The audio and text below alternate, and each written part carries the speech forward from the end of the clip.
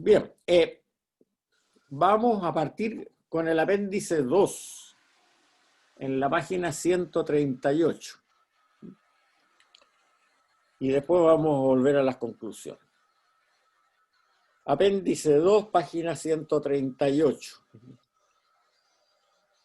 Vamos a hablar un poco sobre el tema de los evangelios apócrifos. Hay que distinguir varios aspectos acá. Uno, primero, que efectivamente en el siglo I, o sea, en la época en que se generó el Nuevo Testamento, hubieron algunos textos que se perdieron y otros que se conservaron bastante bien, todos del Nuevo Testamento, más otras que ya hemos visto, como la Didache, la carta Clemente a los Corintios, las cartas de San Ignacio de Antioquía, qué sé yo, etc. Pero también se perdieron algunos, porque dejaron de ser copiados, como el caso de Q, por ejemplo, o el caso del original griego del Evangelio de Tomás, que también es un evangelio de dichos, del cual no hemos, lo único que ha sobrevivido es media página. Pero ahí hay una explicación clara, porque eran, tanto el caso de Q como el de Tomás, eran evangelios de dichos, que al final todos esos dichos aparecieron en el evangelio de Mateo y de Lucas, pero puestos en un cierto contexto que hacía más fácil su lectura y su comprensión. Entonces, bueno, esas colecciones de dichos sencillamente dejaron de ser copiadas y cuando el último ratón se comió la última copia, desaparecieron. Un poquitito más penoso es el caso del original hebreo del Evangelio de San Mateo, que hubieron copias hasta el último testimonio de alguien que tenía una copia de eso, es San Jerónimo, por allá por el año 380. Bueno, eso a mí me causa bastante pena, porque, como hemos dicho siempre, el Evangelio fue predicado en hebreo o arameo, voy a decir en lengua semita, y la versión griega que tenemos nosotros de los Evangelios ya es una traducción de esa tradición oral que primero se generó en hebreo, se tradujo al griego y ahí se escribió. Bueno, y esa traducción ya implica una traducción, o sea, puede esa traducción haber cometido un cambio de palabrita, un sinónimo que no expresa lo mismo que se expresó en hebreo, que sí, etcétera, etcétera. Eso hubiera sido muy interesante hasta la fecha, haber tenido una copia del original hebreo de San Mateo, que tal como nos decía Patías, él la conoció, y San Jerónimo también la conoció en el año 380. Pero bueno, tampoco la tenemos. Y es lógico que dejó de copiarse porque después del año 70, con la destrucción de Jerusalén y de Israel en general, ya no era necesaria una copia para la iglesia, para la evangelización del original de San Mateo en hebreo, sino que era mucho más importante copiar la traducción al griego, que era la que se usaba, porque en esa época todavía se evangelizaba en griego. Y por eso dejó copiarse, y como les digo, hasta cuando el último ratón se comió la última copia, o el último hongo, la hizo desaparecer, desapareció. Ahora, el caso del Evangelio apócrifo es distinto, porque empiezan a surgir por allá por el siglo III, o sea, en el año 250, más o menos. Y hay de dos familias de Evangelio apócrifo.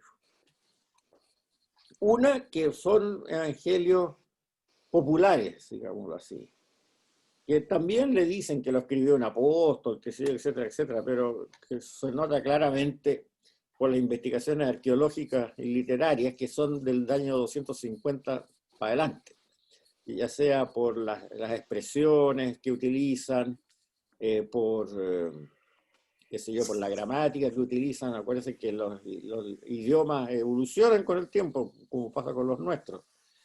No es el mismo castellano que se hablaba en Chile en el año 1850, no es el mismo castellano que se habla hoy día. Entonces, bueno, lo mismo pasa con el griego, con el latino, con los idiomas que sean. Entonces, se ha visto que estos evangelios que yo llamo evangelios copuchentos, son del año 250 en adelante.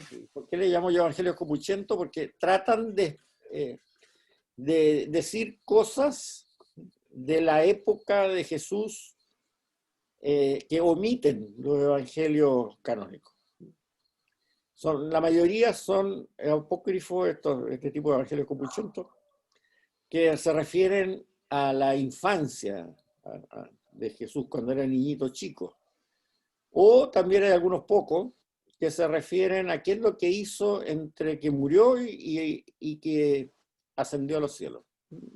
Murió y resucitó, en esa parte, esos 3 días. Ahí parece que había mucha curiosidad en algún tiempo. Pero la mayoría son estos de la infancia. Y también ahí en esa época empiezan a surgir, después del año 250, algunos relatos de hechos de los apóstoles que tratan de copiar el mismo relato del libro de los Hechos de los Apóstoles del Nuevo Testamento, y que cuentan una serie de fantasías extraordinarias, digamos, como el asunto de San Pablo y el león. En uno de estos hechos de Pablo, relatan, como les digo, del 250 en adelante, relatan que a Pablo en alguna ciudad, no sé, en Corintio, en Éfeso, qué sé yo, lo condenaron al foso de los leones. Entonces lo tiraron al foso de los leones. Y el león lo miró y le habló. Y le habló y le dijo que no se lo iba a comer. Pero además le pidió a Pablo que lo bautizara. O sea, que Pablo bautizara al león. Pero lo más extraordinario es que Pablo lo bautiza. Entonces, bueno, ahí se dan ustedes cuenta en realidad el disparate que eso significa. Y que obviamente esto no tiene ningún asidero. Por eso que este tipo estas cosas nunca las condenó la Iglesia, porque no cuestión de leerlas y echarle una ojeada y darse cuenta que son absurdos. Y igual lo mismo pasa con los evangelios de la infancia. Les voy a leer un relato de un evangelio de la infancia que se lo adjudican a San Mateo, como una especie de tomo primero de su evangelio canónico, este evangelio de la infancia. Esto está en una nota al pie de página que yo les puse en la página 138, la nota 138. Dice: el niño Jesús, de alrededor de 5 o 6 años de edad, iba otra vez por medio del pueblo y un muchacho que venía corriendo fue a chocar contra sus espaldas. Irritado, Jesús le dijo: no proseguirás tu camino. E inmediatamente cayó muerto el rapaz. Imagínense la crueldad, porque le toca la espalda, lo mata. Algunos que vieron lo sucedido dijeron: ¿de dónde habrá venido este muchacho que todas sus palabras resultan hechos consumados? Y acercándose a José, los padres del difunto le increpaban diciendo: teniendo un hijo como este, una de dos, o no puedes vivir con nosotros en el pueblo, o tienes que acostumbrarlo a bendecir y no a maldecir, pues causa la muerte de nuestros hijos. Tenían toda la razón. José llamó aparte a Jesús y le amonestó de esta manera: ¿por qué haces tales cosas, siendo con ello causa de que estos nos odien y nos persigan? Jesús replicó: bien sé que estas palabras no proceden de ti, mas por respeto a tu persona, callaré. En estos otros, en cambio, es decir, los padres que le protestaron, estos otros, en cambio, recibirán su castigo. Y en el mismo momento los padres de ese niño quedaron ciegos por haber hablado mal de él. O sea, ahí ustedes comprenden la barbaridad. O sea, si mis hijos vivieran en un barrio donde hay un niñito con estas características que puede dejar ciego a mí o que puede matar a mis nietos, yo lo primero que le diría a mis hijos: oye, cámbiense de barrio, porque te contra peligroso. Pero ahí se dan cuenta la tontería. Fernando. ¿Ves algún mensaje en eso del bautizo del león? Ninguno, no se ha visto nada tampoco. No. Porque es curioso. Sí, es curioso, pero no se ha interpretado por ese lado. Porque además no es un ejemplo solo, es el ejemplo como más simpático para contar, pero si tú lees los Hechos de Pablo, que han sido publicados en castellano por lo demás, está lleno de cuestiones así fantasiosas pero locas. O sea, esta es una más nomás. Son unas 20, 30 páginas llenas de historias como para Pedro Urdemales o una cosa así, pero nada más. Igual también en este Evangelio de la infancia se relata otro hecho que es bien simpático, digamos, que bueno, cuando la Sagrada Familia arranca de Herodes, ¿no es cierto?, y se va a Egipto, llegan a Alejandría y entran a Alejandría por la calle donde se entraba la carretera desde Alejandría hacia Alejandría, que estaba flanqueada por una serie de esfinges, ¿no?, que estaban así puestas como de adorno, ¿no? 6, 7, 8 parejas de esfinge a cada lado de la carretera, del camino, de la calle. Y a medida que van avanzando, que va avanzando, Está arreglando que a medida que va, la llegada de la Catedral de Reino. a medida que va avanzando la Sagrada Familia en el burro, ¿eh?, con el niño Jesús que se iba entrando ahí, las esfinges se van autodecapitando, ellas mismas, como diciendo un homenaje a que llega este niño que va entrando ahí. Las esfinges se autodecapitan, o sea, no sé cómo lo harían, digamos, son de piedra, pero en fin, bueno.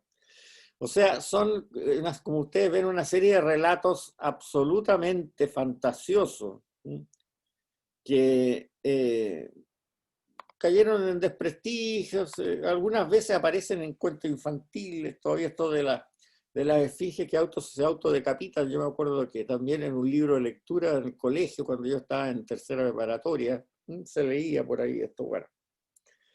Pero ese es más o menos lo que yo hablo de los evangelios apócrifos de tipo Copuchento. Pero hay otra familia de evangelios apócrifos que son bastante más interesantes, que son los evangelios apócrifos gnósticos, no agnósticos, sino que gnósticos, coptos. Estos son todo del siglo IV, o sea, del año 300, mediados del siglo IV, 350 más o menos, son bastante más tardíos. Y se descubrieron recién en el año 1945, en Nag Hammadi. Nag Hammadi es un convento que queda en las ruinas, no sé si quedará algo del convento hoy día todavía, muy antiguo, fue fundado por allá por el año 300, por eso que se sabe más o menos la época de estos evangelios apócrifos, que queda cerca de Luxor. Luxor y Karnak, no sé si ustedes han oído, hay unas ruinas de unos templos faraónicos gigantescos de la época de Ramsés II, ¿ya?, que el que iba de turismo a Egipto siempre lo llevaban allá. Están más o menos, no sé, a una media hora de vuelo en avión desde el Cairo. Ahora seguramente va a haber carreteras rápidas, no sé qué otra cosa puede haber. Pero me acuerdo, yo estuve ahí cuando en mi época universitaria, me tocó hacer un viaje por allá. Esos son los templos del Nilo, que le llaman, que están al borde del Nilo, Karnak, Luxor, que son enormes. Es una cosa de, no sé, columnas de 20, 30 metros de altura que están conservadas enteras todavía, con los frisos y todo. ¿Cómo pueden haber construido eso? Bueno, cerquita de ahí está Nag Hammadi, este monasterio que es que es de más o menos del año 300. Ahora, ¿cuál es el idioma copto que están escritos, estos manuscritos, que como les digo fueron descubiertos en 1945, más o menos en la misma época que se descubrieron en Israel los manuscritos de las cuevas del Mar Muerto? El copto es el mismo idioma que hablaban en Egipto en la época de los faraones antes de que llegaran los árabes, en el año 700. Hoy día hablan árabe. Pero el copto era el lenguaje que se hablaba en la época de los faraones. La diferencia es que ya no se escribía con jeroglíficos, sino que se escribía con letras griegas. O sea, cuando después de la época de Alejandro Magno, que invadió Egipto, la gran cosa que hizo Alejandro Magno respecto a la cultura egipcia, que le enseñó a utilizar a los egipcios el alfabeto fonético. en vez de escribir ahí con jeroglífico, o sea, con ideas, en ese sentido parecido al chino, que también son ideogramas, no son letras, escribían el lenguaje que usaban, que era el copto, lo escribían con letras griegas. Entonces era mucho más fácil escribirlo y leerlo. O sea, eso significó para la cultura egipcia un esplendor literario tremendo, que se ha conservado muchos textos de esa época. Entonces, estos evangelios apócrifos están escritos en copto. Ahora, ¿qué es lo que significa esto? Se encontraron, evidentemente ahí en ese monasterio de Nag Hammadi había una fuerte influencia gnóstica. ¿Qué es lo que es el gnosticismo en esa época? Bueno, el gnosticismo en esa época, no tiene nada que ver con el agnosticismo, sino que el gnosticismo, es una simbiosis, una mezcla entre cristianismo y la cultura griega de ese momento, y la religión griega.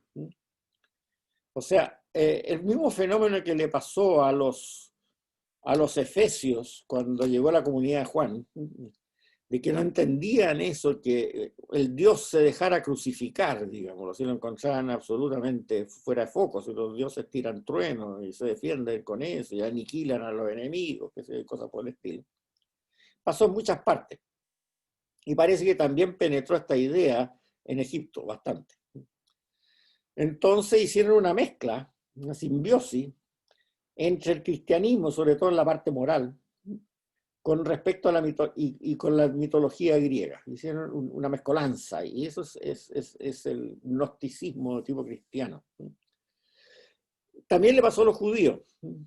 O sea, también hubo un movimiento en alguna parte que hizo una mezcolanza entre el judaísmo rabínico tradicional con la mitología griega. A veces también lo hacían con la mitología persa, entonces ocurrieron diferentes variantes de esto. Pero el caso que nos toca es cristianismo con mitología griega. Entonces, en esta biblioteca que se encontró en Nag Hammadi, bastante bien conservada por la sequedad del desierto, se pueden ver tres tipos de libros que se encontraron, algunos fragmentarios, otros enteros. Los primeros son los tratados filosóficos gnósticos. Hay una serie de textos ahí, el tratado tripartito, la exposición sobre el alma, el apócrifo de Juan, las estelas de Set, el libro del Sostriano, el libro de la Halógenes, el libro del pensamiento triformes, etcétera, etcétera, etcétera. La Odóada, la Eneada, la hipóstasis de los arcontes, etc. Ahí tiene usted la lista completa de todos los libros que hay. Están todos traducidos al castellano y ustedes los pueden leer. El segundo tipo son tratados de filosofía griega oficiales. Un caso que más se ha conservado completo es el tratado de Platón que se llama La República. Y después lo que nos interesan son algunos tratados pseudo-bíblicos, un neotestamentario, un evangelio de Felipe, una traducción al copto bastante heretizada del evangelio de Tomás, como lo dijimos cuando vimos el evangelio de Tomás, el evangelio de los egipcios, el evangelio de María, el evangelio de la verdad, el diálogo del Salvador, la sabiduría de Jesucristo, el libro de la hija de Pedro, el libro de los Hechos de Pedro y de los 12 apóstoles, la carta de Pedro a Felipe, la oración de Pablo y el libro de Tomás el Atleta y un apócrifo de Santiago. Esos son los que se han encontrado, algunos enteros y algunos comidos en parte por los ratones. Ahora, ¿cuáles son las características principales de este gnosticismo copto del siglo IV? Como le decía, la tendencia a asimilar el cristianismo, que lo miran barbárico, o sea, de gente inculta, de gente que no sabe expresar bien lo que creen, gente no ilustrada, vulgar, con la mitología culta que es la mitología griega. Una simbiosis de este cristianismo vulgar, barbárico, de gente ignorante, con la mitología culta de la gente educada, que es de tipo griego.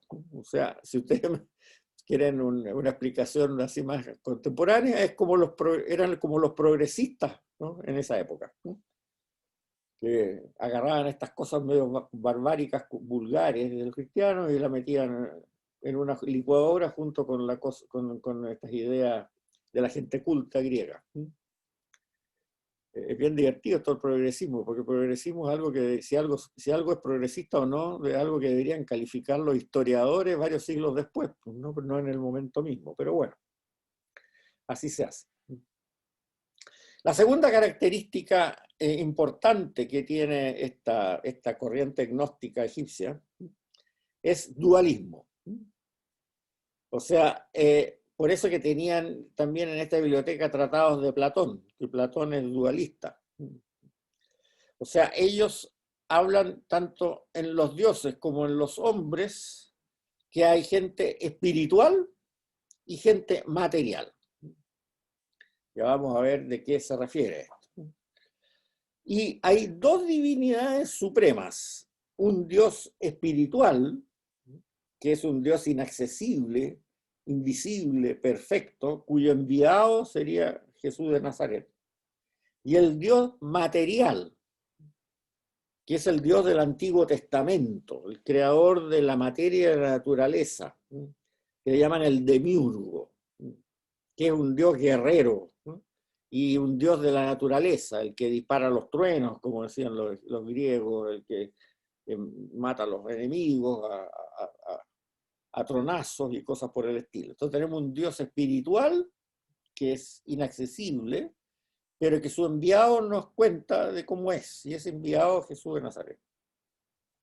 Y un Dios de las mismas características, que le llaman el demiurgo, que es un Dios material, que fue el que creó al mundo y lo administró antes de la llegada de Jesús de Nazaret, que es el Dios del Antiguo Testamento, guerrero, dominador, y sobre todo un Dios de la naturaleza, que como vemos vamos a ver cuando veamos el curso del Antiguo Testamento, ahí están totalmente errados, porque el Dios del Antiguo Testamento a cada rato dice que no es Dios de la naturaleza. Bueno, pero en fin, así lo veían, esta gente que hizo esta simbiosis, que tenían la mentalidad muy griega todavía, entonces hacen esta simbiosis, porque consideran que el cristianismo habitual es muy vulgar, es muy mediocre. Ahora, esta gente, digamos, estos evangelios, ven siempre una supremacía del Dios espiritual frente al material. Y eso se deriva mucho de Platón también. Hay un desprecio, pero no condenación, sino un desprecio de lo material.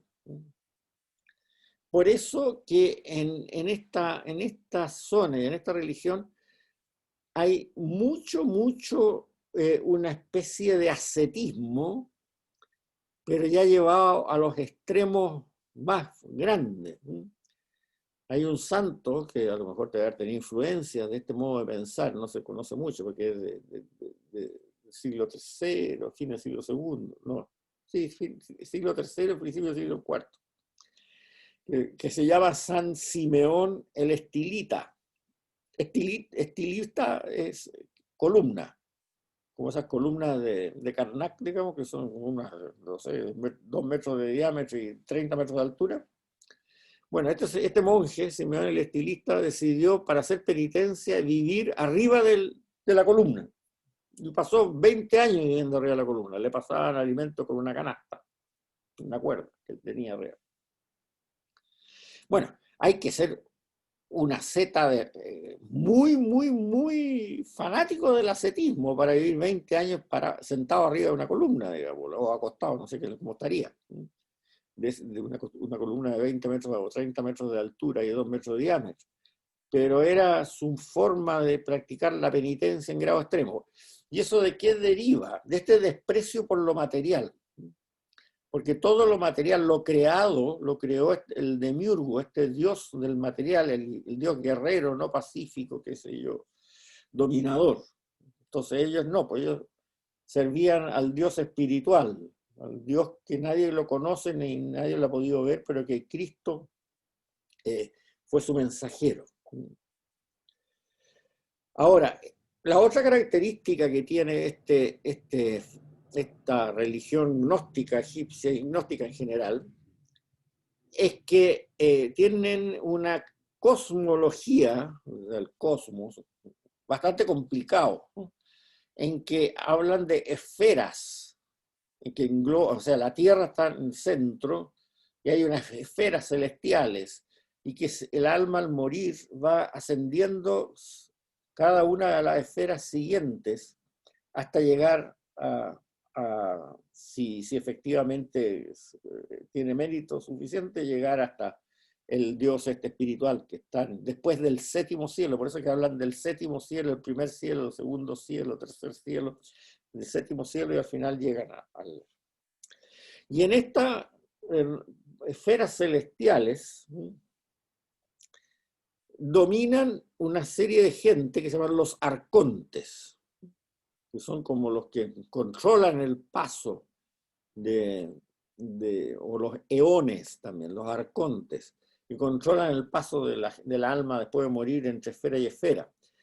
En la mitología griega, el arconte era el dios que era el portero del lugar de los muertos. El arconte era el dios que era el portero del lugar de los muertos. Los muertos se iban al reino de las sombras en la mitología griega tradicional, antes de Cristo. Y ahí el portero era el arconte. Por eso es que ahí vemos cómo deriva esta de simbiosis entre la mitología griega y el cristianismo primitivo. Ahora, la moralidad no contaba, porque no era que los buenos eran los que seguían al Dios espiritual y los malos eran los que seguían al Dios material. No calificaban moralmente un Dios o el otro, eran como alternativas de modo de vida, nada más. Por eso que no era un problema de que eran inmorales los que adoraban al demiurgo, al Dios material, y eran más morales los que adoraban al Dios espiritual. No. Esa era un hecho de la vida, que había dos dioses de igual poder, uno dedicado a lo espiritual y otro dedicado a lo material. Y que ambos eran necesarios, porque el dedicado a lo espiritual funcionaba con los seres humanos que habían sido, y la naturaleza que había sido creada por el Dios de la parte material. Entonces, el asunto era que el ser humano eligiera dónde quería relacionarse. Sí, espera un segundo. Pero no era un problema de moral de buenos y malos. Por eso es que la religión gnóstica es amoral. La decisión se hace porque me gusta más aquí, me gusta más allá, pero nada más. Fernando, va a comer alcachofa. Fernando iba a Oye, decir Juan Ignacio, sí, estas esferas, de acuerdo a lo que decía esta gente, eran estáticas. ¿Tú caías a la tercera, te quedaste a la tercera todo el tiempo o eran dinámicas? Ya vamos a ver un ejemplo. Cuando le voy a yo hacer estaba pensando en esto que pensaba que había algo como reencarnación. No era reencarnación, no te mandaban de vuelta para abajo. No. No te mandaban de vuelta para abajo. Bueno, como les digo, era una cosa amoral, no era que esto es mejor o que esto es peor, no. O sea, no es que el Dios de lo material fuera una especie de demonio, no. Era un hecho de la vida que habían dos dioses, ¿no? Uno que había creado todo, entre ellos nosotros, no había creado nosotros, y otro que estaba encargado de la espiritualidad, y bueno, uno escogía si quería ir para acá, para allá, pero el hecho que nosotros existiéramos era porque efectivamente también lo que hacía el demiurgo, o sea, el dios material, era bueno, porque si no, no existiríamos. Entonces era una religión, como le digo, amoral, no era inmoral, amoral.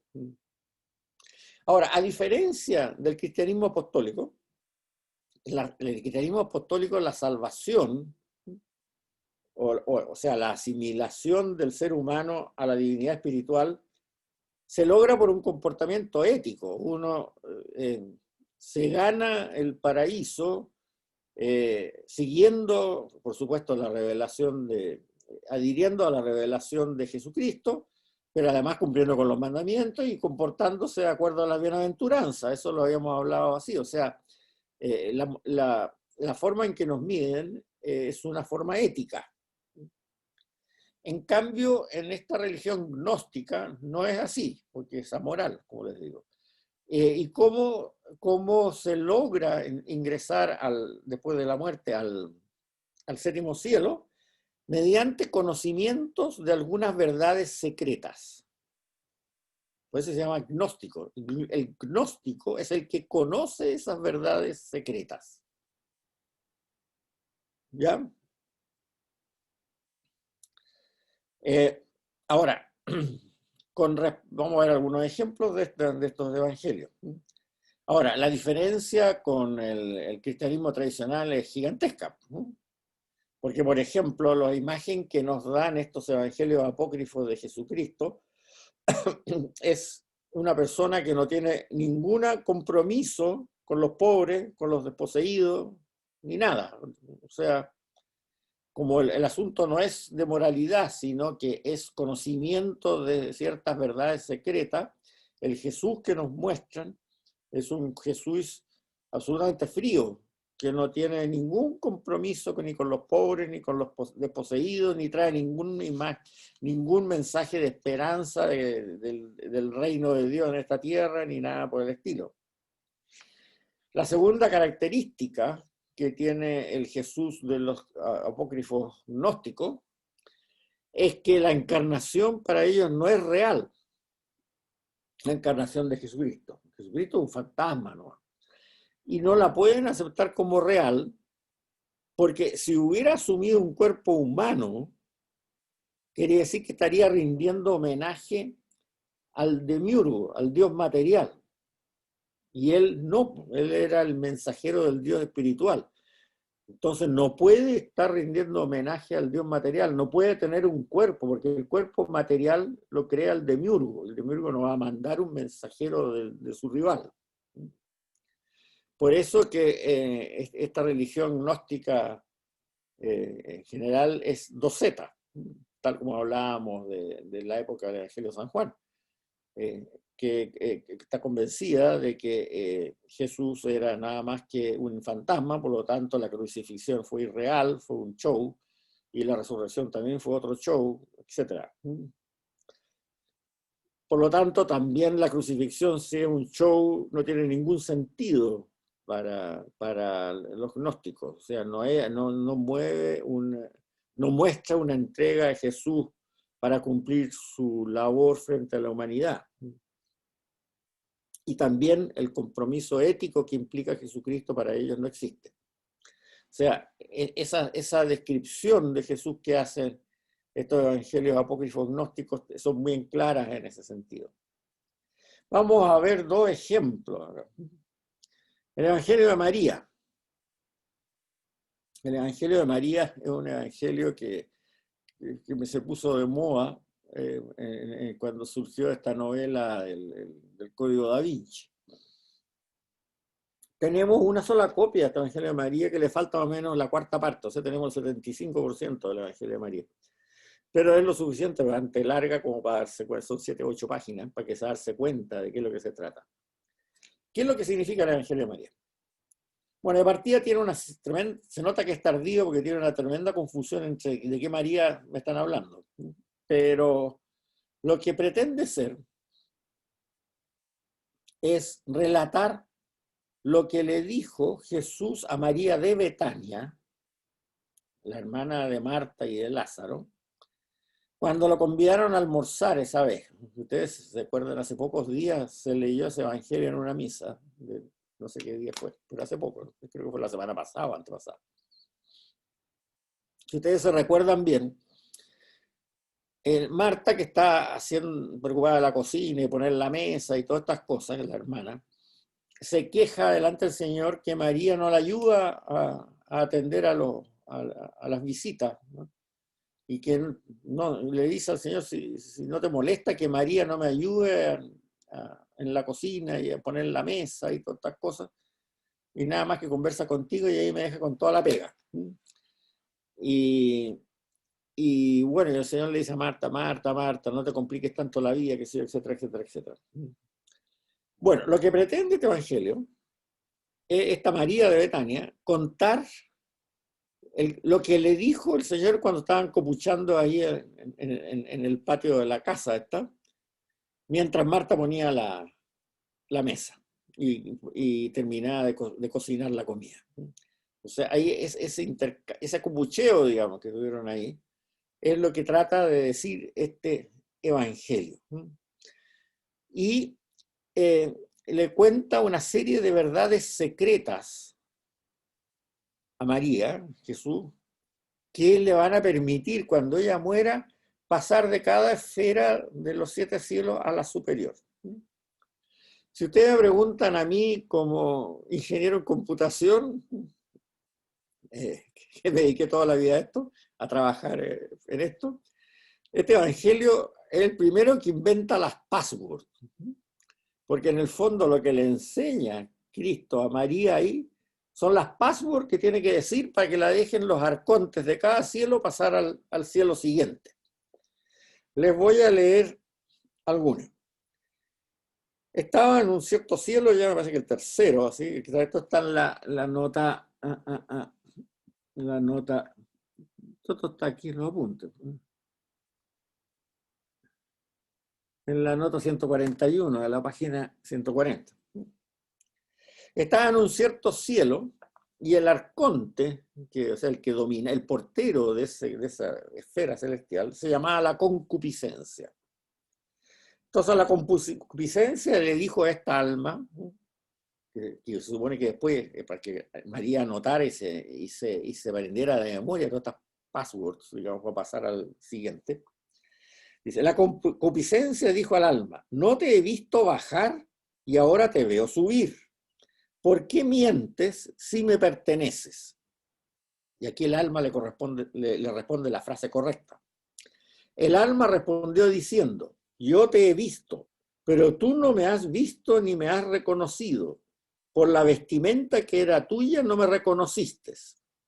Entonces, una vez dicho esto, el alma se apartó con gran alegría y enseguidamente cayó en manos de la tercera potestad, llamada la ignorancia. O sea, para pasar de la esfera 2, donde estaba el arconte, era la concupiscencia, a la esfera 3, que ya estaba más arriba, le iban a preguntar, le preguntaron, no te he visto bajar y ahora te veo subir, ¿por qué mientes si me perteneces?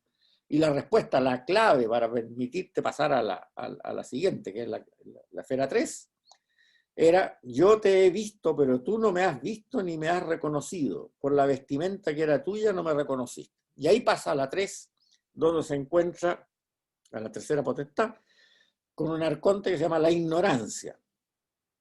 Entonces, este arconte le preguntó al alma, para pasar más arriba todavía, ¿a dónde vas? En maldad estás atenazada, puesto que estás dominada, no juzgues. Y ahí el alma le contesta la respuesta correcta, la password. ¿Por qué me juzgas tú a mí si yo no te he juzgado? Yo he sido dominada, pero no he dominado. No he sido reconocida, pero he sabido que el universo está siendo disuelto, tanto en las cosas terrenales como en las cosas celestiales. Y ahí la dejan pasar a la cuarta esfera. Si ustedes se fijan, en el fondo, este copucheíto que tiene el Señor con María ahí sentado en el patio de la casa de Marta, María y Lázaro, mientras la pobre Marta hacía la comida y ponía la mesa, le da todas las claves de las respuestas que tiene que dar para que cuando muera pueda pasar la barrera de los diferentes arcontes hasta llegar al séptimo cielo, que es donde se va a encontrar con él y con Dios Padre. Por eso que les digo, es como una especie de invento de las passwords, ¿no? Una cosa así, digamos. Pero ustedes comprenden como que esto no convence a nadie, o sea, aprenderse una serie de frases que no se entienden de memoria porque las va a usar uno después de muerto para ir para el cielo, y que eso es lo único que importa, porque como les digo, los evangelios no tienen estos evangelios apócrifos no tienen para nada ningún interés moralizante, sino que es aprender una serie de cosas que tú tienes que memorizar, y estos conocimientos secretos, que además son secretos, no los puedes repartir a otros que no sean otros que ya los tengan. O sea, elitista a full. Pero parece que el que escribió esto, como que no le entendieron mucho, porque este evangelio termina así. Se supone que María, que dicen Mariam, está explicando esto a Pedro y a Andrés, los dos apóstoles, los dos hermanos. Entonces, cuando termina de explicarle todo esto y todas las claves que le ha dado el Señor en estos casos, termina este evangelio de la siguiente forma. Después de decir todo esto, Mariam, o sea, María, permaneció en silencio, dado que el Salvador había hablado con ella hasta aquí.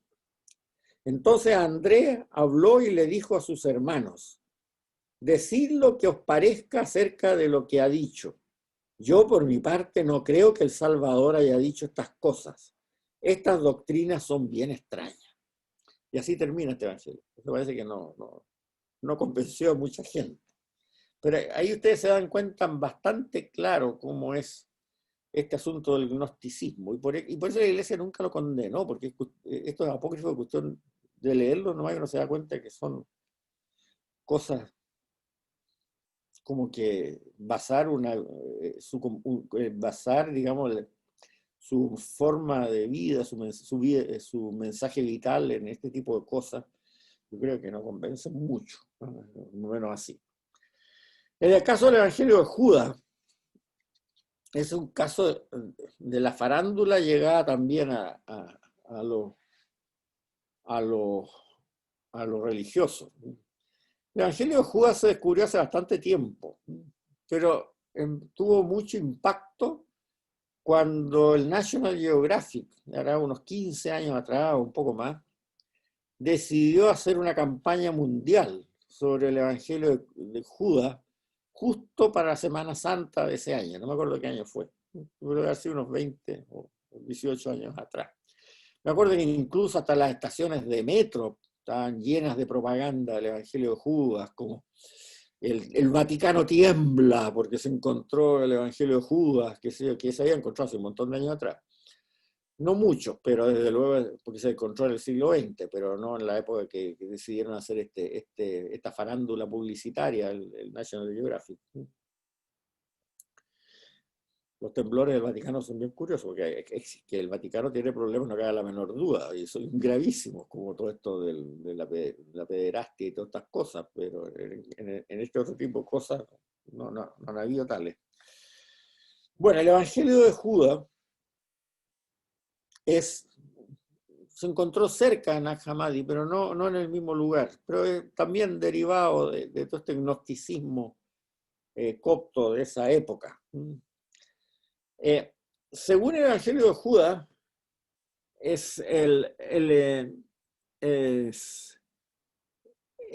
Judas es alabado porque es el único que entendió verdaderamente el mensaje de Cristo, es alabado por Cristo. El único que entendió, según lo que dice ahí en ese Evangelio. Y pinta a Cristo como una especie de ser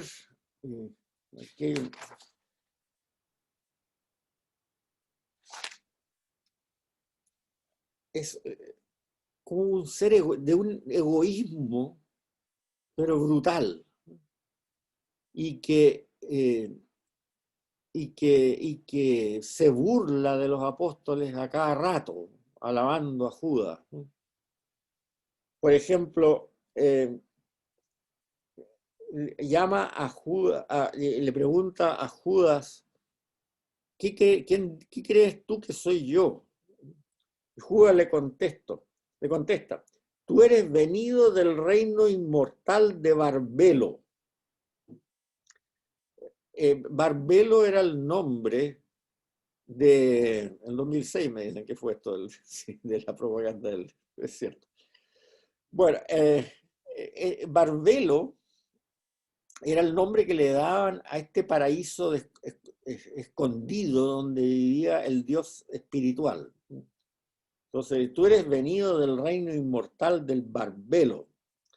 Entonces Jesús le dice, quédate lejos de los otros, yo te explicaré a ti solamente los misterios del reino.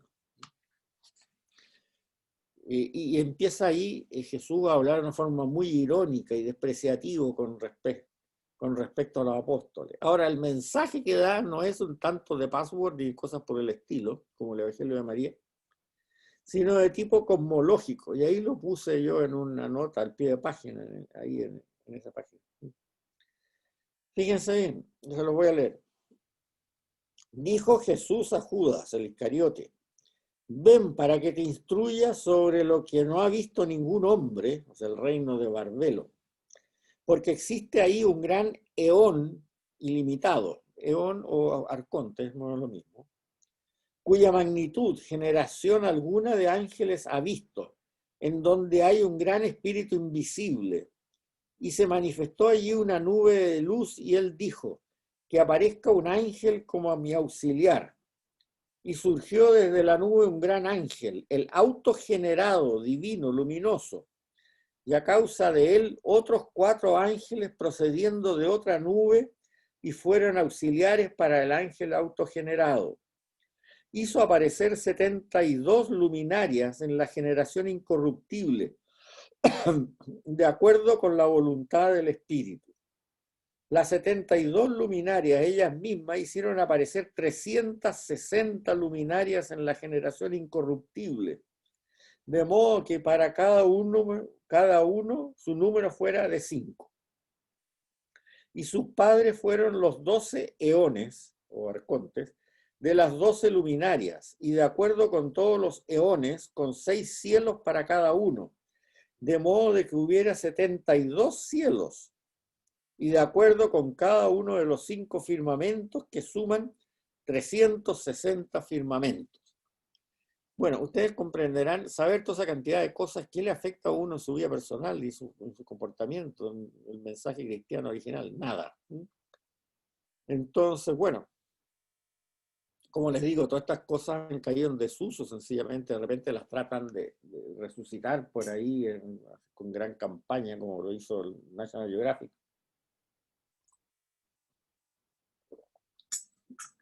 Pero yo creo que no, mi consejo, no inviertan mucha plata en comprarse libros sobre los evangelios apócrifos, porque no van a encontrar nada más sólido que lo que les acabo yo de decir. Y por eso es que la Iglesia no los ha condenado nunca, porque no tiene sentido condenarlos tampoco, porque no causan ningún problema dentro de la Iglesia. O sea, Lutero causó problemas, pero esta gente no causa ninguno. Fuera de algunos tipos que se dedican a ser gurúes y cuestiones por el estilo, no hacen mayor problema. Y de vez en cuando por ahí salen alguien que habla de estas cosas, como en el caso del Código Da Vinci, que Constantino los prohibió y los quemó. Nunca se han quemado estas cosas, nada. Ahí están. Ahora, desgraciadamente las ediciones que circulan por ahí son bastante malas traducciones y sobre todo que no tienen ninguna explicación sobre el entorno cultural en que se escribieron estos evangelios apócrifos. Hay versiones buenas de estas, traducciones buenas. Hay una de la Biblioteca de Autores Cristianos que es muy buena. Pero claro, es mucho más cara porque lo más caro ahí son las introducciones y el estudio histórico-cultural que hay, que hace el prólogo del que escribe esta antología de evangelios apócrifos. Pues claro, los evangelios apócrifos no le pagan derecho de autor a nadie en este momento, pero el que escribe todo el estudio histórico, literario, arqueológico, y describe el contexto en que se hicieron y los traduce bien y todo eso, el que hace eso, claro, hay que pagarle.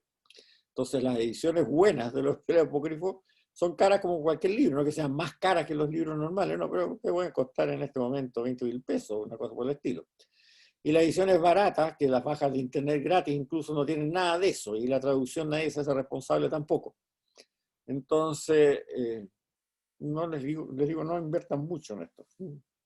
Péguenle una miradita si están muy curiosos, pero no van a encontrar nada muy distinto de lo que yo les he dicho, o ya sea en estos evangelios gnósticos o en los evangelios estos copuchentos, que le digo, bueno, los evangelios copuchentos por lo menos son divertidos, son simpáticos, y eso tiene una gracia. En cambio, estos evangelios gnósticos con este cúmulo de cuántos cielos son y cuál es la clave para pasar del cielo tercero al cielo cuarto, eso es además una lata. Esa es la verdad. Pero bueno, están. Pero es bueno que lo conozcan esto porque hay mucha mitología sobre esto. Ya, vamos ahora a las conclusiones del curso.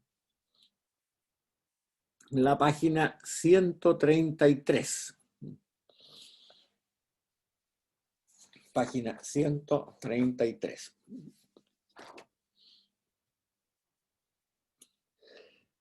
Vamos a hacer un pequeño resumen nomás de lo que hemos visto, si no, no vamos a hacer nada nuevo. Pero que es interesante para poder, como dijéramos, solidificar todo esto. Lo primero que tenemos que entender es que para poder entender bien el Nuevo y el Antiguo Testamento, y en general la literatura de esa época, tenemos que ver muy claro que en los tiempos bíblicos las palabras significaban a veces cosas un poco distintas o bastante distintas de lo como que significan ahora. Verdad, misterio, revelación, fe, se entendían de un modo existencial, no intelectual, como nosotros lo entendemos hoy día, que derivamos de la mentalidad griega. La fe entonces consistía en adherir a una revelación, es una adherencia, es un reconocimiento, es afectiva, que interpelaba a la persona y no en creer nada. No se le pedía a nadie mediante la fe que creyera en nada, sino que adhiriera un mensaje de forma afectiva, tal como uno en la vida diaria hiere a su cónyuge, afectivamente. Es exactamente el mismo fenómeno. Segundo punto que es importante, que nosotros lo vimos ahora en la clase pasada, es que para entender bien el concepto de verdad bíblico, tenemos que entenderlo como algo que conduce a nuestra formación, a nuestra salvación, como dijo ya San Agustín, el Papa León XIII a fines del siglo XIX y el Papa Pío XII.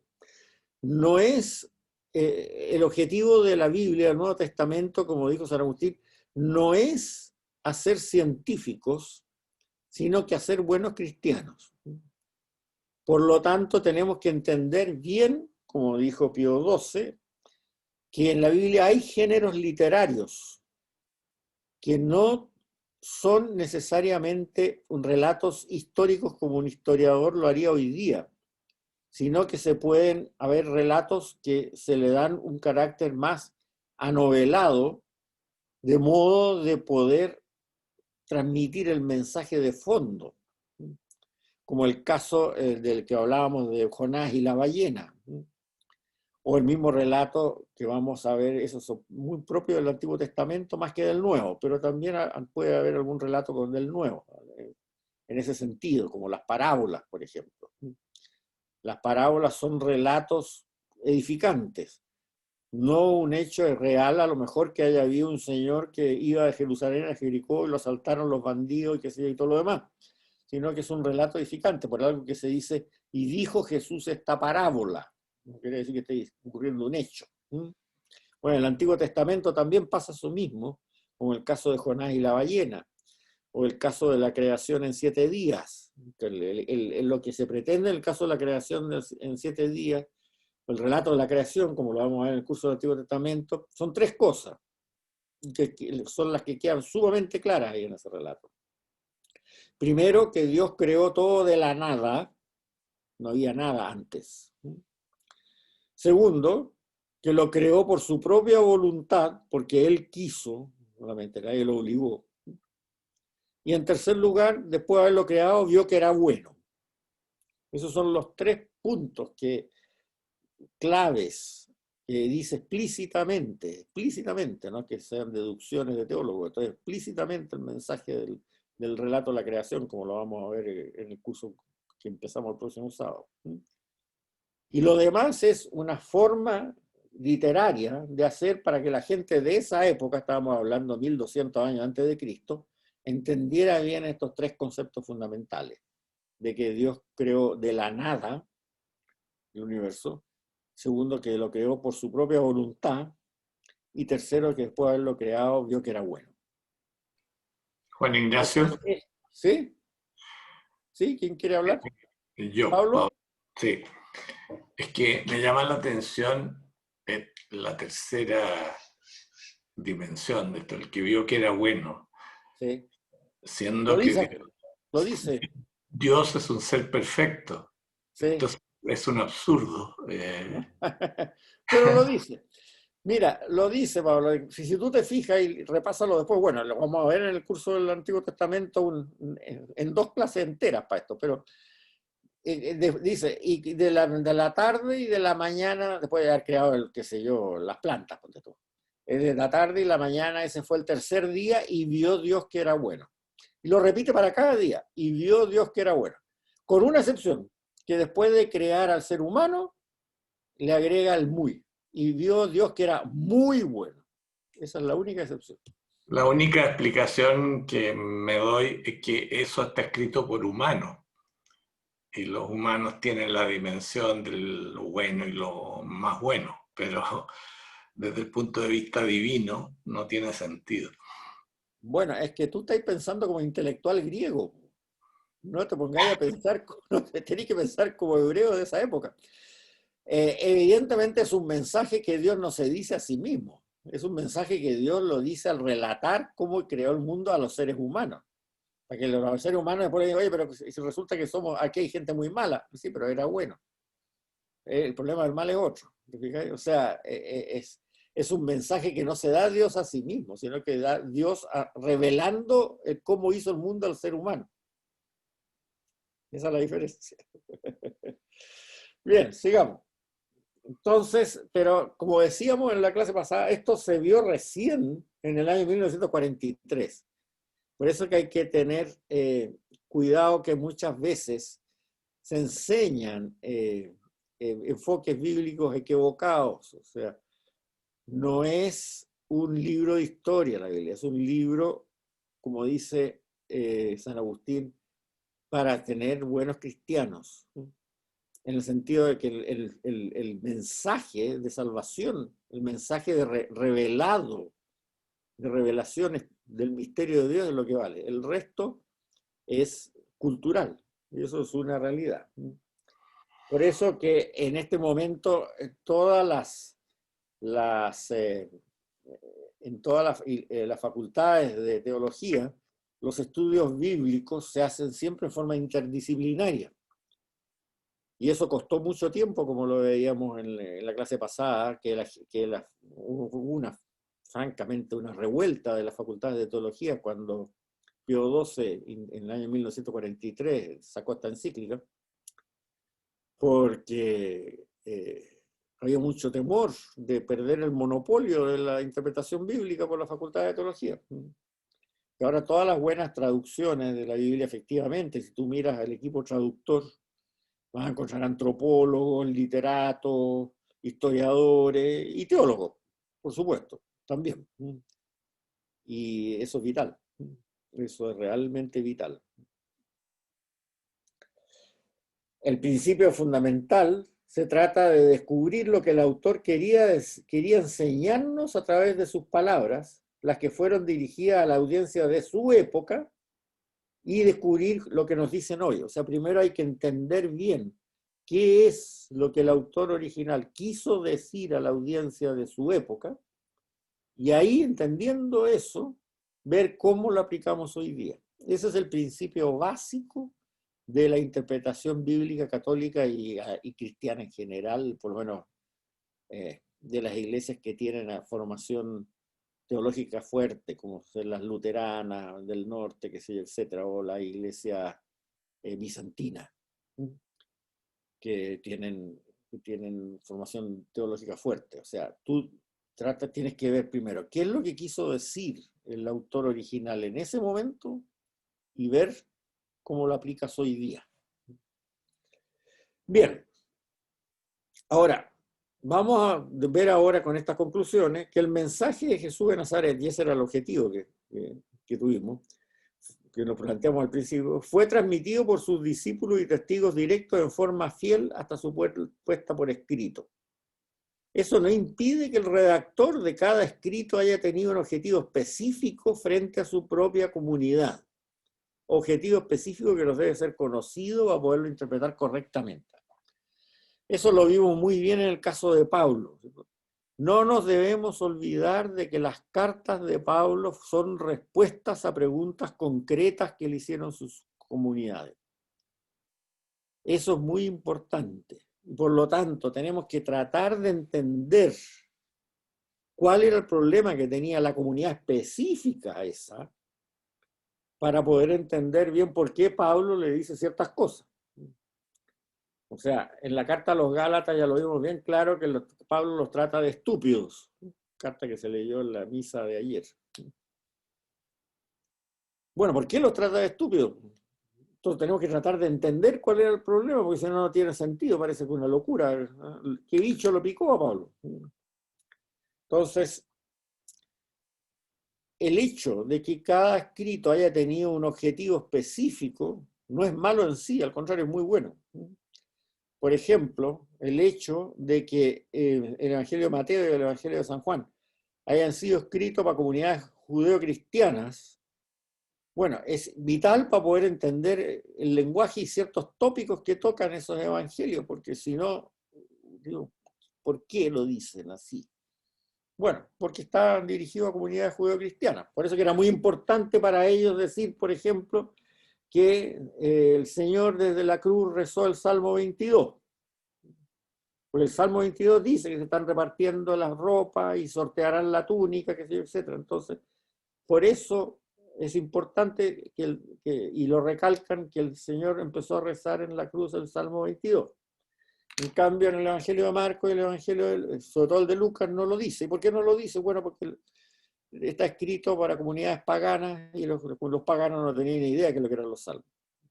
Entonces, es lógico entender que hay ciertos enfoques distintos en los diferentes libros del Nuevo Testamento y el Antiguo igual, porque cada autor tenía una intención que para él era importante dada la comunidad a la cual estaba predicando. Otro punto, la comunidad es la garante de la fidelidad de los escritos frente al mensaje original, y que fue muy estricta, lo vimos en la clase pasada cuando hablamos del canon, fue muy estricta para otorgar la aceptación de cada escrito, debiendo cada escrito ganarse la confianza de la comunidad, lo que en algunos casos, como el Evangelio de San Juan, demoró bastante tiempo. Sin embargo, en el siglo II esa aceptación ya estaba consensuada y generalizada, como lo muestran el canon de Muratori y la Diatesaron de Daciano. Y los escritos apócrifos se escribieron mucho después y no tuvieron cabida en el Nuevo Testamento, en los listados del Nuevo Testamento original, porque todavía no se habían escrito. O sea, no es la autoridad de tipo imperial o papal la que dictaminó esto. De hecho, como yo les explicaba en la clase pasada, la primera lista oficial de la Iglesia Católica es del Concilio de Trento, que es del año 1500 y algo. Antes nunca se hizo una lista oficial de la Iglesia Católica de los 27 libros del Nuevo Testamento, porque nadie la había objetado. El primero que la objetó fue Lutero. Pero sin embargo, en todas las Biblias impresas, o no impresas, digamos, perdón, copiadas de esa época, o los listas que circulaban parciales, se hablaba claramente solo desde el principio del siglo II, solamente de los 4 evangelios, etc., como lo vimos claramente en la clase pasada. Un punto muy importante que hay que tener claro. Los escritos del Nuevo Testamento no tienen ningún carácter mitológico. El que diga lo contrario quiere decir que no sabe lo que es una mitología. Y para darse cuenta bien claro de esto, es comparar con la mitología griega. Si ustedes leen la Ilíada o la Odisea o cualquier escrito de estos mitológicos griegos antiguos, ustedes se van a dar cuenta que los héroes son extraordinarios. O sea, Aquiles, Héctor, Hércules y todos estos humanos, que eran los héroes griegos, eran extraordinarios. O sea, eran las personas más apuestas, o sea, eran unas bellezas humanas así, fantásticos los tipos. Segundo, eran los tipos más fuertes, vencían siempre a los enemigos y eran los más generosos porque nunca mataban a los derrotados, una generosidad loca. Además, eran los tipos más atractivos para las mujeres que se pueden imaginar, conquistadores pero por todos lados, ¿no? Hablaban pero maravilloso, ¿no? Hablaban prácticamente en forma poética siempre, cultos, o sea, mitos, ellos de una perfección extraordinaria. En cambio, los protagonistas de acá, de los evangelios, del Nuevo Testamento, son unos desastres, ¿no? Pescadores, incultos, que no saben ni leer ni escribir, ¿no? Que además, cobardes, como se arrancan todos cuando toman preso al maestro. Y Pedro, ¿para qué hablar? O sea, el jefe todavía, el Cefas, el más cobarde de todos, lo niega 3 veces. Un amigo me decía, ¿por qué los evangelios se preocuparon tanto de poner la negación de Pedro, que en los 4 evangelios sale? Si total se arrepintió al tiro. Pues mejor se hubieran quedado callados y como se arrepintió a las pocas horas, ¿para qué contarlo? Bueno, precisamente porque no están contando una mitología, están contando lo que ellos realmente vieron y sintieron. Los dos que siguen a Pedro en su importancia, digamos, Santiago y Juan, los hijos de Zebedeo, coimeros, ¿no? Mandan a su madre a pedirle por favor que a uno lo ponga a su derecha y el otro lo ponga a su izquierda en el reino de los cielos. O sea, lobistas, mandan a la madre a hacer lobby para que uno que fuera ministro del Interior después en el reino de los cielos y el otro ministro de Relaciones Exteriores. Uno sentado a la derecha, otro sentado a la izquierda. O sea, ambicioso, coimero, y lo ponen así nomás. Y así vayan recorriéndolos todos, todos, ¿no? Todos tan pintados como son, pobres seres humanos, ¿no? Y con bastante poco atractivo, ni físico ni moral muchas veces. Entonces, eso es exactamente lo contrario de una mitología. En la mitología siempre es el héroe imbatible. Incluso en las mitologías modernas, pues, vayan ustedes a leer estas normalmente autobiografías de memorias que hacen la gente importante, los presidentes de aquí, de Estados Unidos y todo. Pucha, uno lee esa autobiografía, llámense, no sé, de Clinton, del que sea, y dice, pucha, el gallo salvaje, ¿no?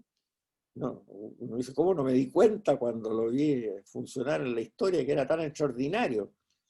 Bueno, aquí nada de eso. O sea, los pintan como unos pobres diablos, digámoslo así, tal como son. Sin embargo, que dieron su vida por su mensaje. Entonces, eso es lo totalmente contrario a la metodología. O sea, y eso es reconocido incluso por historiadores ateos del Nuevo Testamento, como Brad Herman, por ejemplo, que es un muy buen historiador del Antiguo Testamento, ateo totalmente, y lo dice, pero reconoce, o sea, que el carácter mitológico de los evangelios y en general del Nuevo Testamento, 0, comparado con las mitologías tradicionales. Bueno, también en lo que decíamos antes, el hecho, sigamos con los puntos, del hecho de que cada evangelio, de que cada autor del Nuevo Testamento tiene su preocupación propia para escribirlo. Y ocurre que eso significa que hay ciertas diferencias de enfoque de diferentes autores sobre la proyección del mensaje, como Pablo y Santiago. Pablo considera que hay que ir a evangelizar directamente a los paganos y no hacer los judíos previamente para poder transmitir el mensaje de Cristo. Santiago al final se convence de lo mismo, pero era de la idea contraria, como lo vimos claramente cuando vimos el conflicto entre Pablo y Santiago, en Pablo 1 y en sus cartas. Santiago era la idea que tenía que asimilarse al judaísmo los paganos de una cierta forma. Ahora, a lo largo del tiempo que relata el mismo Nuevo Testamento, vimos que esas diferencias de opinión, que eran brutales al principio, se fueron poco a poco llegando a un acuerdo, una iluminación mutua, ¿no? Por obra del Espíritu Santo, obviamente. Y se llegó al acuerdo que finalmente, como ha sido después en la Iglesia, o sea, el judaísmo puede seguir siendo judío perfectamente una persona y ser cristiano. El judeo-cristianismo duró hasta el año 300 o algo así, digamos. Y bueno, vimos el ejemplo del caso del cardenal Lusinger en estos tiempos modernos. Y también quedó un acuerdo de que el paganismo podía entrar al cristianismo sin necesidad de hacerse judío. Pero al principio hubo que hacer una convergencia, hubo que discutir, conversar. Y discusiones que no fueron fáciles y que trajeron problemas. O sea, esa paz seráfica que a veces algunos predicadores nos quieren decir que ocurrió en los primeros cristianos, sí, era paz seráfica porque no se tiraban peñascos, pero que había diferencias, las había, y al final llegaron a entender un entendimiento mutuo. La otra cosa que es muy importante es que la amplia colección de manuscritos conservados y la cercanía, esto lo vimos en la primera clase, y hay una tabla en los apuntes que ustedes pueden ver, de los manuscritos conservados del Nuevo Testamento también da una confianza fuerte que las copias fueron bien copiadas. En el Antiguo Testamento hay más tiempo de tradición oral. En el caso del Nuevo Testamento la tradición oral es muy corta, no más de 30 años. Y de ahí para adelante hay corridillas de generaciones de manuscritos, algunas más completas, otras menos completas, pero que se puede seguir bastante bien ese mensaje. O sea, podemos tener confianza de que la transmisión del mensaje se hizo bastante bien hecha. No hay unas diferencias atroces en manuscritos de cierta época con respecto a otros posteriores.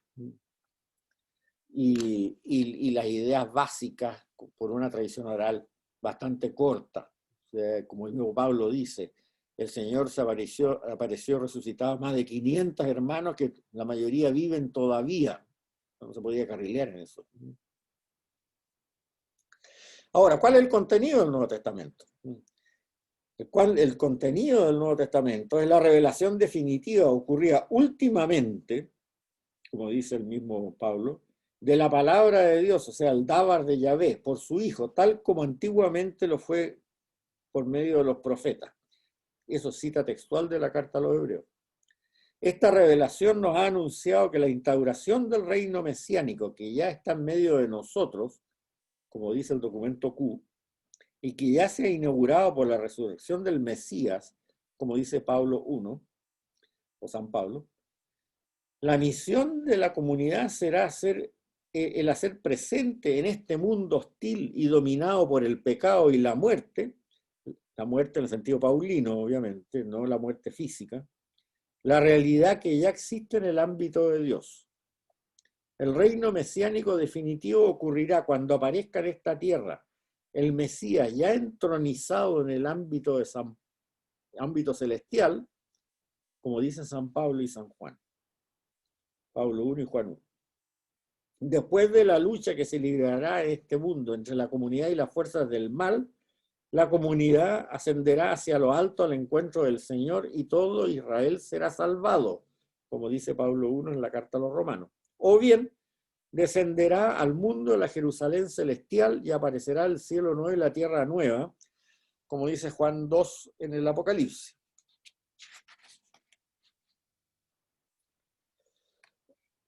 La respuesta personal a la revelación de Jesús de Nazaret, revelación que interpela fuertemente al ser humano, se dará mediante la fe. Esa es la definición de fe, es la respuesta personal a una revelación que a uno lo interpela, no es creer en nada, acuérdense. Esa fe lo impulsará a participar activa y comunitariamente en la construcción del reino de Dios en este mundo, como dice San Pablo. Esta construcción del reino mesiánico será lograda mediante las obras que son el producto visible de esta fe, ya que la fe sin obras que la hagan tangible es letra muerta, tal como es la fe de los demonios, como nos dijo Santiago en su carta. Todos los demonios creen en Dios, pero no adhieren a Dios. Esa es la diferencia. Por eso es que creer no es fe, es adherir. Los demonios creen en Dios, ¿cómo no van a creer si lo echó del paraíso? Pero no adhieren. Lo importante es adherir, no creer. La construcción del reino de Dios en este mundo es un deber ineludible, incluso en los tiempos de gran persecución, en que la posibilidad del martirio se ve bastante probable. En ese sentido es impactante el asunto de las dos bestias que leíamos en el caso del Apocalipsis en la clase antepasada. Hoy día estamos en el terreno de la segunda bestia, está claro, la bestia que no mata, pero que margina, la bestia cultural. El Mesías, Jesús de Nazaret, es el Hijo de Dios superior a los ángeles, a Moisés y su sacerdocio superior al sacerdocio de Aarón, como dice la carta a los hebreos. Es también la encarnación de la palabra de Dios, preexistente desde el principio, o extrapolando la intuición trinitaria del Antiguo Testamento, es el Dávar de Yahvé traducido a ser humano, como lo dice claramente San Juan en el comienzo de su Evangelio, Juan 1. Es también perfecto ser humano, como dice Marcos y Lucas, pero con una total conciencia de su característica de perfecto ser divino. Eso queda clarísimo en los 4 evangelios, pero especialmente en Marcos, Mateo y Juan. Acuérdense. Conciencia de ser divino. Esto se dijo para que se cumpliera ¿qué? O la otra. Habéis dicho, San Mateo lo dice, habéis dicho que anteriormente se le dijo a vuestros antepasados, pero yo ahora les digo, Es el Pantocrátor con poder absoluto, quien encarga a los 12 enseñar y bautizar en su nombre a todos los pueblos de la tierra, dándoles además el poder de atar y desatar, tanto en el cielo como en la tierra, pero ojo, desde dentro de la iglesia. O sea, no es atar y desatar al lote, es desde dentro, orientando a la iglesia solamente. Él tiene también el poder de corregir la ley que había sido dictada por Yahvé, por Dios. Poder que tiene por ser él mismo Dios, predicando una moral basada en cómo ser, basada en la bienaventuranza, en vez de una moral basada solamente en el no hacer, basada en el decálogo. San Mateo lo dice. Y es también dueño absoluto de su propio destino, San Juan. Si seguimos, veamos qué otras cosas nos dice el Nuevo Testamento. El Mesías, Jesús de Nazaret, se atribuye a sí mismo el título de Hijo del Hombre, que en la tradición vigente en Israel en ese tiempo se le daba a un ser humano residente en el cielo, entre comillas, junto a Dios, preexistente desde antes del inicio de los tiempos, y que era ya identificado como el Mesías que venía a instaurar el reino de Dios en la tierra y su justicia. Vemos esto en el libro de Daniel, en el Antiguo Testamento y el libro de Enoc. Y yo les hablaba de que más de 70 veces, cuando la cifra exacta la puse en los apuntes, ya no me acuerdo de memoria, Jesús mismo se autocalifica como el Hijo del Hombre. O sea, sabía bien claro a lo que se refería. No es al lote. O sea, él calificándose como Hijo del Hombre dice, bueno, ese ser preexistente que existe junto a Dios desde antes de la creación, ese soy yo. Por eso es que mucha gente que dice, no, si nunca se atribuyó características divinas Jesús, bueno, lea el Evangelio, no, como digo, más de 70 veces se atribuye eso, ese dicho. En los 4 Evangelios, no hay ni uno que no lo diga. La naciente iglesia entendió el Antiguo Testamento, la Escritura, como el anuncio profético de la venida de Jesús, el Mesías, al mundo como perfecto ser humano. Por eso que siempre cita San Mateo. Esto sucedió para que se cumpliese lo anunciado por el profeta o por la Escritura que dice ta, ta, ta, ta, ta, ta, ta. O sea, no hay un Dios y un demiurgo, como lo inventaron después, un Dios distinto del Antiguo Testamento y del Nuevo Testamento, no. En la Iglesia, el Antiguo Testamento es como el anuncio profético de la venida de Jesús al Mesías. Esto sucedió para que se cumpliese lo anunciado por el profeta tal, que dice ta, ta, ta, ta. El Evangelio, la buena nueva, revelada por el Mesías, conquista al mundo por el poder del Espíritu Santo, la Ruaj de Yahvé. De modo que el cristianismo es coheredero, no heredero solo, coheredero junto a Israel de las promesas del Antiguo Testamento, como dice San Lucas. O lo es la Iglesia, que es la comunidad tanto de aquellos judíos que han aceptado a Jesús de Nazaret como Mesías de Israel, como de los gentiles que han sido bautizados, según San Mateo, como dice San Mateo. Y esta Iglesia es también el cuerpo místico de Cristo, como dice Pablo II. En que la cabeza es Cristo, pero ojo, la cabeza no es la que manda, la concepción que se tenía del cuerpo en esa época. No es la que manda el cuerpo, ¿sí? No es que Cristo mande a la iglesia, que desgraciadamente no es así, porque si no, no pasarían las cosas que han pasado. Sino Cristo es la cabeza, vale decir, es aquel lugar por donde el cuerpo se alimenta. La iglesia siempre, para que sea realmente la iglesia, debe alimentarse de Cristo.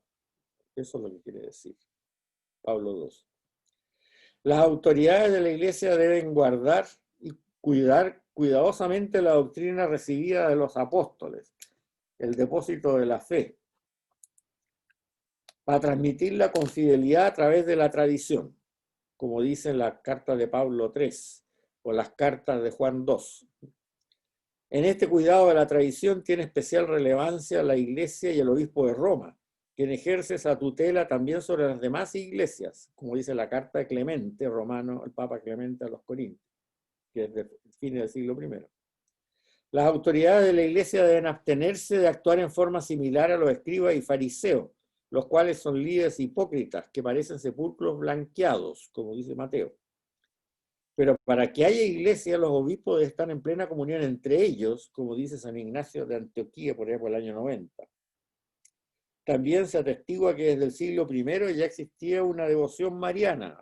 Acuérdense que San Ignacio nombra siempre a María no como la madre de Jesús solamente, sino como la Virgen María. San Ignacio de Antioquía.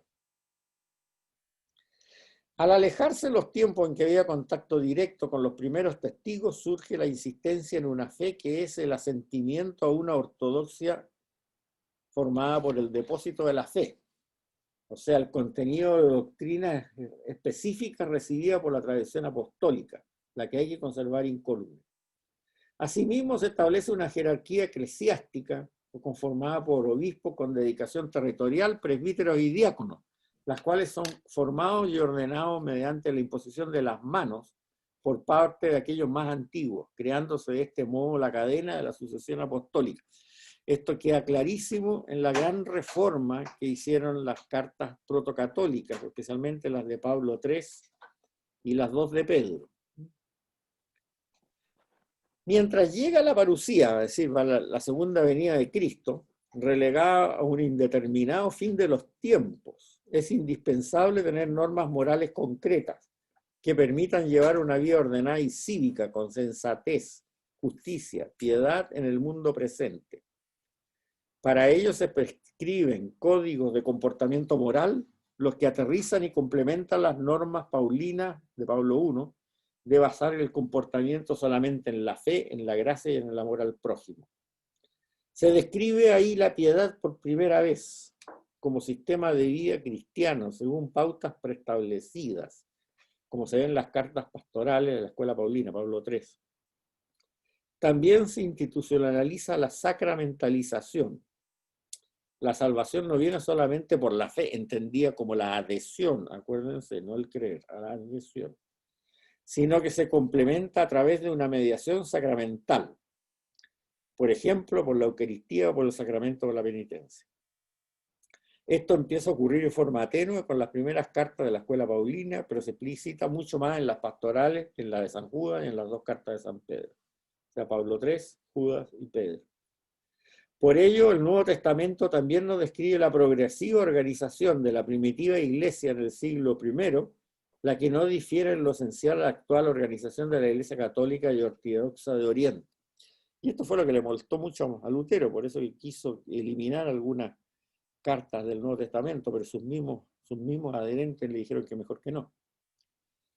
Porque en el fondo la organización de la Iglesia al fin del siglo I no varía en nada prácticamente con respecto a la actual. Puede variar en algunas cosas como la pompa o el Fausto o lo que ustedes quieran llamarlo, pero obispo de Roma, o sea, papa existía, Cefas le decían, pero no le decían papa, pero le decían Cefas. Obispos existían, presbíteros existían, diáconos existían, la sucesión apostólica existía y la imposición de las manos para el nombramiento de obispos, presbíteros y diáconos también existía. Está clarísimo eso en el Nuevo Testamento mismo. Por lo tanto, llegamos a la consideración que los principios básicos del cristianismo ya estaban claramente definidos a fines del siglo I y se han transmitido en forma invariable de esa fecha, con éxito o fracaso.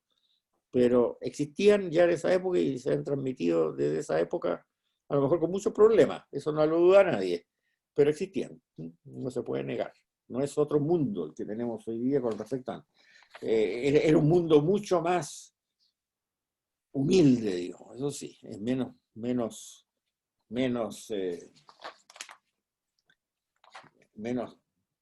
boato, menos una serie de cosas, eso no me cabe la menor duda. Pero la forma se puede ser depurada de muchas cosas, sí, pero la esencia es la misma. Ahora, ¿qué hacer de aquí adelante para cada uno? Bueno, aquí lo que se ha pretendido es darle una solidez para poder entender bien el Nuevo Testamento, una solidez histórica y enseñanza de qué es lo que dice el Nuevo Testamento. Pero obviamente mi consejo para ustedes es que no se queden aquí, pues. O sea, lo que tienen que hacer ustedes ahora es, con estos conocimientos que han adquirido, es leer la Biblia, leer el Nuevo Testamento. Eso es lo más esencial. Porque no se trata de llegar y decir, qué bonito, terminé el curso, me gradué, ¿y qué? ¿Y cómo sigue la cosa? Esto es una adhesión personal, lo que hemos dicho. Ahora, la Iglesia Católica, tal como la luterana y también como la oriental bizantina y oriental en general, pueden haber otras más que hagan lo mismo, pero por lo menos esto que estoy diciendo sí, la luterana, la católica, la oriental sí, tienen un ciclo de lecturas bíblicas para el año.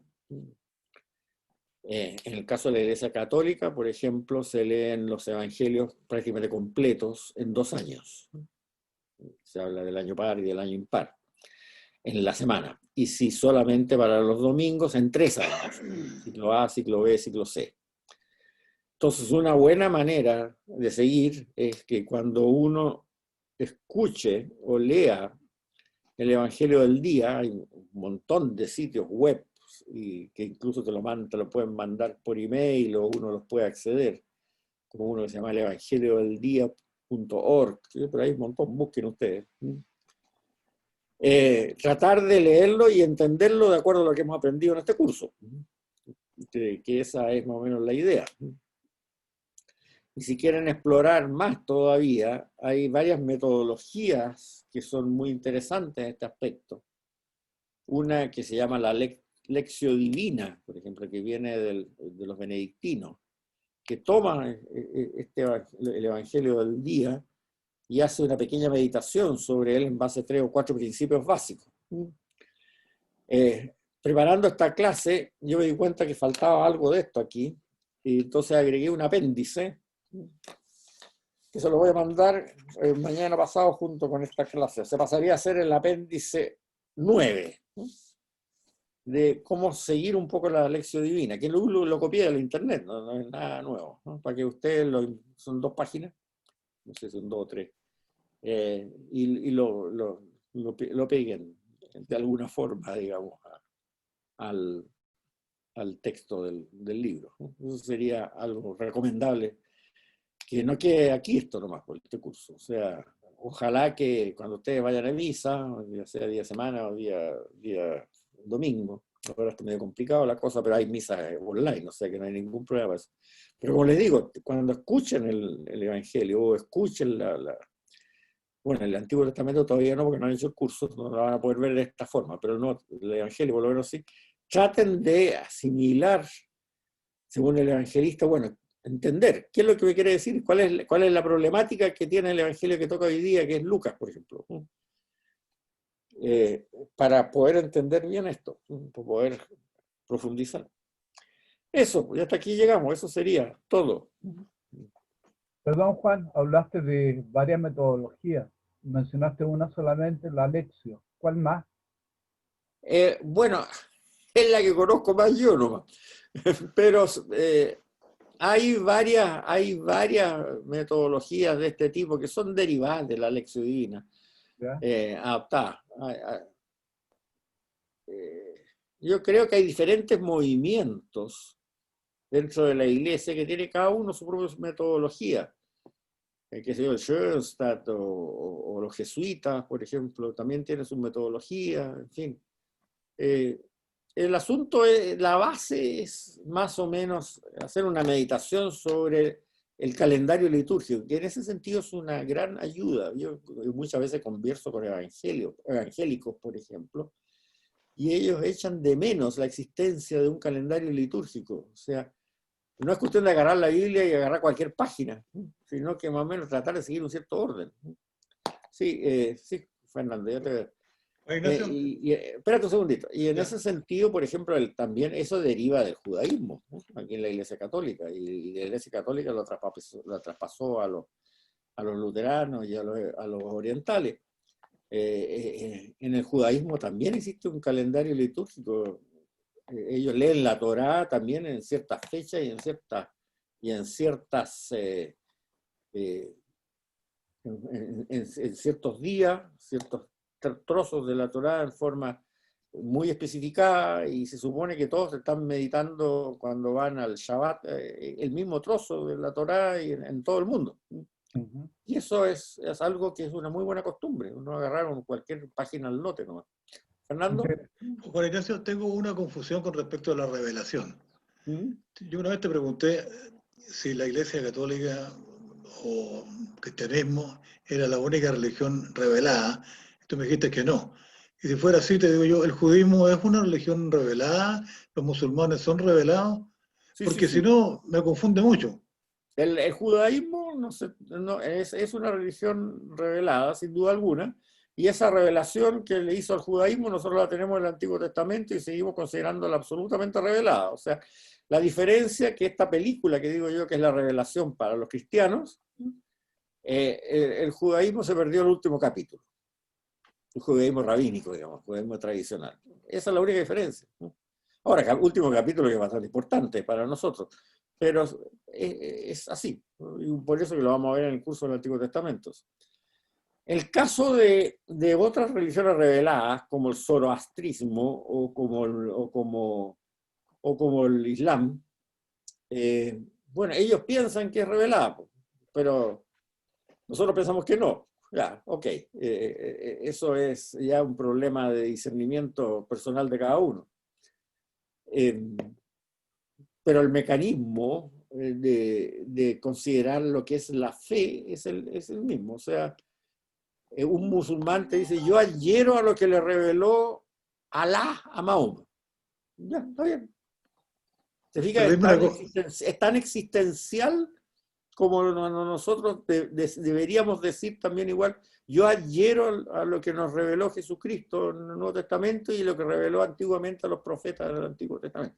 En ese sentido, todos los cristianos, cualquiera que sea, digamos, luteranos, anglicanos, que son todos hijos de una religión revelada, igualmente revelada.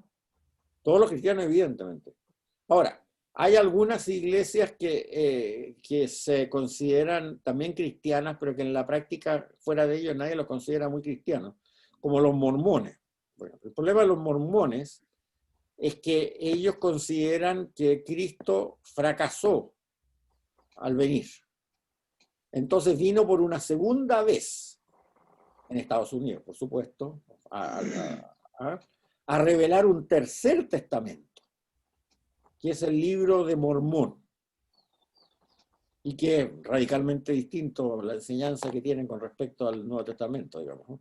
Entonces, claro, ellos se consideran cristianos de una religión revelada, pero el resto le dice, oye, sí, pero usted está agregando un tercer testamento, que se llama el libro del Mormón, que es bastante grueso además, que nosotros no lo consideramos como tal, otro problema. Pero es el único caso, diría yo. O sea, en general, fuera de los mormones, los evangélicos, los pentecostales, los metodistas y todos tienen la misma Biblia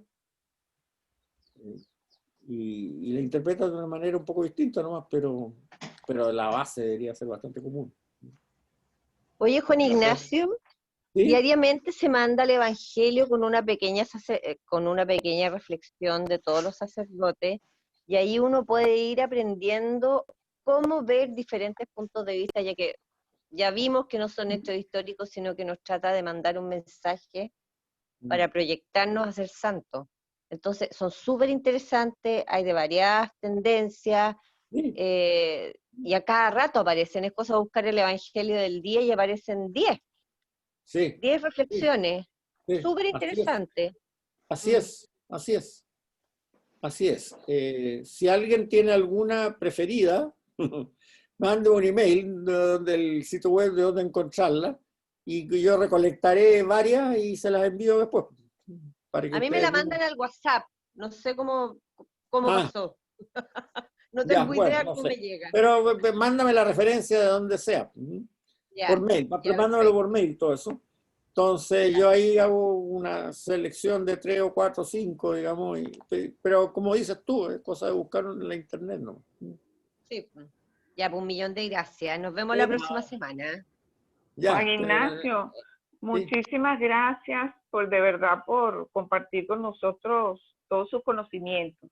Bueno, yo creo que otra cosa que debemos hacer ahora es adherirnos al mensaje y dar el testimonio que debemos dar como cristianos, porque lamentablemente todos los problemas que tenemos en el mundo es porque no estamos viviendo el mensaje que muy tenemos. Cierto. Muy cierto. Entonces, creo que eso nos debe tener, debemos tenerlo claro, pues, para que de verdad dé los frutos del curso. Es muy cierto, es muy cierto. Ya. Bien, muchas gracias a todos. Muchas gracias por tu generosidad. Gracias por... Nos manda por mail la invitación por Zoom de la próxima clase. Bueno, yo a cada uno que se ha inscrito se la he mandado. Es que yo me inscribí, me dijo que me iba a mandar, pero bueno, hoy día no lo he revisado y ayer tampoco, pero ya lo revisaré entonces si no le mando un mail. Vale, listo. Muchas gracias. Muchas gracias.